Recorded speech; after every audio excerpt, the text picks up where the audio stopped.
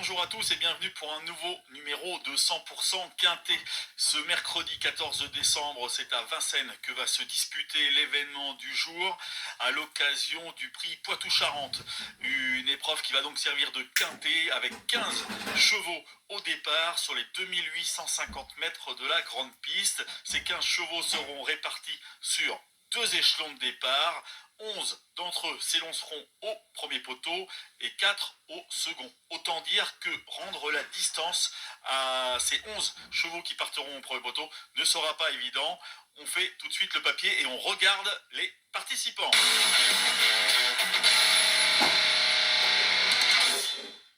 On commence avec le numéro 1, Esteban Giel, cheval qui n'a plus trop de marge à ce niveau, qui est toujours là, mais qui a des difficultés à entrer dans les 5 premiers.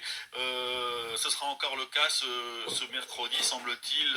Avec un bon parcours, il peut terminer 5e au mieux. Le numéro 2, Eric Heroico Bello est une impasse possible, beaucoup plus spécialisé au trot monté. Il est à la recherche de son meilleur niveau après une interruption de plusieurs mois. Ce numéro 2, Heroico Bello, il semble que l'on puisse faire l'impasse sur ses chances. Le numéro 3 maintenant, Eberton, Eberton que l'on a remarqué dernièrement dans un bon lot. Il mérite crédit, il a sa place dans les 5 premiers avec un parcours correct. Et ce numéro 3, Eberton, il va donc prendre le départ avec des ambitions. On passe au numéro 4, Diego du Houlet, régulier depuis cet été. En revanche, pas trop confirmé sur la longue distance de Vincennes. Il intéressera donc surtout les amateurs d'outsiders. Mais avant le coup, c'est plutôt un cheval que l'on retirera dans un second choix. Le numéro 5, Douglas Dupont, il vient de bien courir sur plus court. L'allongement de la distance jouera pour lui. C'est une certitude. La victoire n'est peut-être pas évidente, tout sera une question de parcours. En tout cas, une chose est sûre, il sait finir ses courses lorsqu'il est préservé dans un parcours et il aura l'avantage de s'élancer au premier poteau. Ce numéro 5, Douglas Dupont, il a tout à fait le droit de prendre une place dans les 5 premiers. Le numéro 6, Flamme Vive, une jument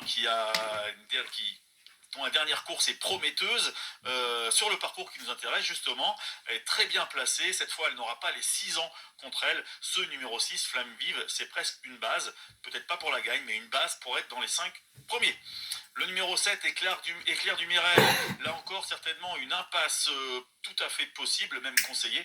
Cheval qui est bien connu à ce niveau, mais qui a été très longtemps absent de la compétition. Il vient de faire sa rentrée, il a encore besoin de courir, ce Éclair du Mirel. On regarde son comportement, mais on ne le retient pas dans ses jeux. Le numéro 8, Faubourg, très bon cheval, l'une des révélations de l'année qui se termine. 8 victoires cette année. Il vient de tenter sa chance au trot monté dans le prix Bol-Buquet. Il a été étonnant. Il a pris une très bonne 4e place ce jour-là. Il revient au trot attelé. Cette course devrait lui avoir fait du bien. Il sera déféré des 4 pour ce très bel engagement. C'est une base. C'est le cheval sur lequel il faut construire ses jeux. On connaît la réussite de Pierre-Yves Verva depuis plusieurs mois. On est obligé de le retenir en bon rang. Ses chevaux sont en très bonne forme. Et ce numéro 8, Faubourg, fait partie des meilleurs chevaux de son écurie. C'est vraiment un très bel engagement qui s'offre à lui dans ce quintet. Le numéro 9, El Santo Fort, remarqué dernièrement. Il est venu bien finir. Pas trop de marge de manœuvre dans une épreuve comme celle-ci, mais avec une bonne course, il peut finir et donc il peut venir prendre une 5e ou une 4e place. Ce numéro 5, El Santo au fort, les amateurs d'Outsider vont le retenir en bon rang, ça c'est sûr. Le numéro 10, Dragster de Beaumont, plus de marge à ce niveau. Évidemment, l'engagement est très intéressant, juste à la limite du recul.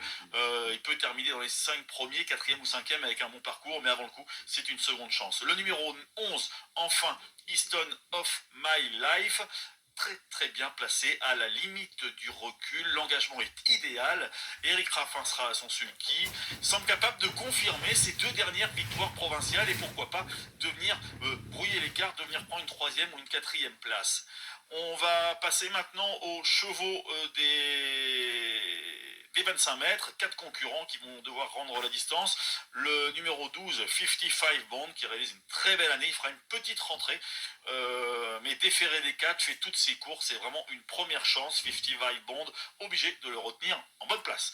Le 13, Douceur du Chêne, 9 ans, elle est un petit peu moins performante que par le passé, évidemment.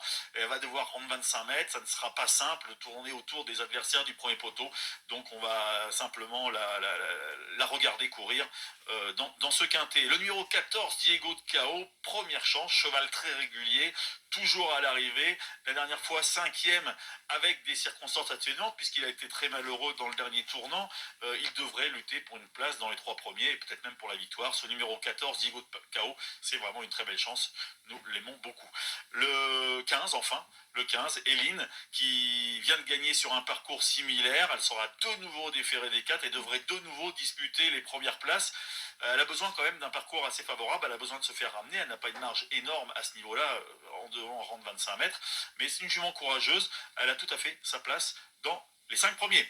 Voilà, maintenant on vous délivre notre pronostic